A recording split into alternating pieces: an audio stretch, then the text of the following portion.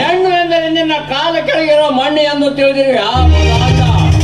ನಮಗೆ ಜನ್ಮ ಕೊಟ್ಟಳು ಹೆಣ್ಣು, ನಮಗೆ ಹೆಂಡತಿಯಾಗಿ ಬಂದಳು ಹೆಣ್ಣು, ನಮಗೆ ಮಗಳಾಗಿ ಹುಟ್ಟಿದಳು ಹೆಣ್ಣು.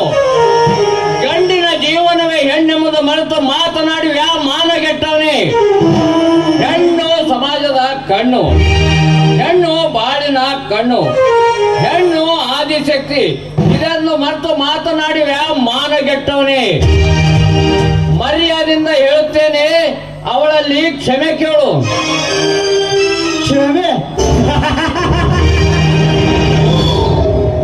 ಶಿವ, ನೀನು ಹೇಳಿದ ಕ್ಷಣ ಕ್ಷಮೆ ಕೇಳಲು ನಾನೇನೋ ಹೇಳಿ ಅಲ್ಲ.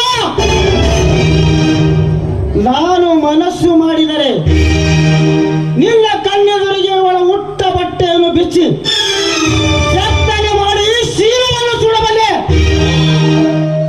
ಸುಮ್ಮನೆ ನೀನು ಗಂಡಸೇ ಆಗಿದ್ರೆ ನನ್ನನ್ನು ಈ ಊರಿಂದ ಹೊರ ಹಾಕಲೇ ಮಗನ. ಶಿವ, ಏನಂತಲೇ ಮಗನ? ಬಾಯಿ ಮುತ್ತು ದುರಂಕಾರಿ. ನಾಲಿಗೆ ನಾಗರಿಕತೆ ಹೇಳಿ ಕೊಡಬೇಕು, ನಾ ಅನಾಗರಿಕತೆ ಅಲ್ಲ. ನಾಲಿಗೆ ಹಿಡಿತವಿರಬೇಕು, ನಾ ಹರಿತವಾಗಿರಬಾರದು. ಇನ್ನೊಮ್ಮೆ ಇಂಥ ಕೆಟ್ಟ ವರ್ತನೆ ಕಂಡು ಬಂದರೆ ನಿನ್ನ ತಂದೆ ತಾಯಿಗಳಿಂದ ಊರಿಂದ ಹೊರ ಹಾಕಿದಂತೆ ನಿನ್ನನ್ನು ಹೊರ ಹಾಕಬೇಕಾಗುತ್ತದೆ. ಎಚ್ಚರ ಎಚ್ಚರ.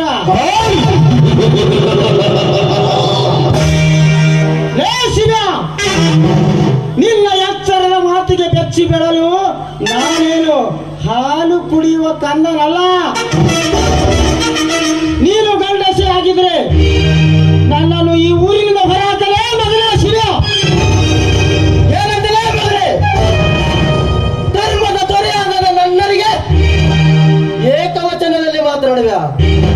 ಅಣ್ಣನ ಅರಮನೆ ಅಂದರೆ 60 ಹಳ್ಳಿ ಜನರು ಗೌರವ ಕೊಡ್ತಾರೆ.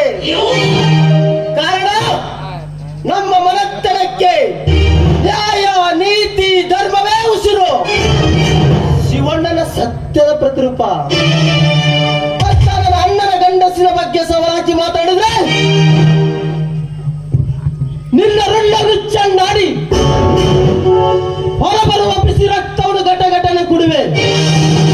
ಜೈ ಶ್ರೀರಾಮ್. ಬೇಡ ಅರ್ಜುನ, ಸಮಾಧಾನ ಮಾಡಿಕೋ. ಲೇ ರಾಜ, ನೀನು ತಪ್ಪು ಮಾಡಿದ್ರಲ್ಲ, ನಿನಗೆ ಅವಕಾಶ ಕೊಟ್ಟೆ. ಆದರೂ ನೀನು ಬದಲಾಗಲಿಲ್ಲ. ನಿನ್ನ ಬದಲಾಗೋ ಗುಣಸಹಿತ ನಿನ್ನ ಹತ್ತಿರ ಇಲ್ಲ.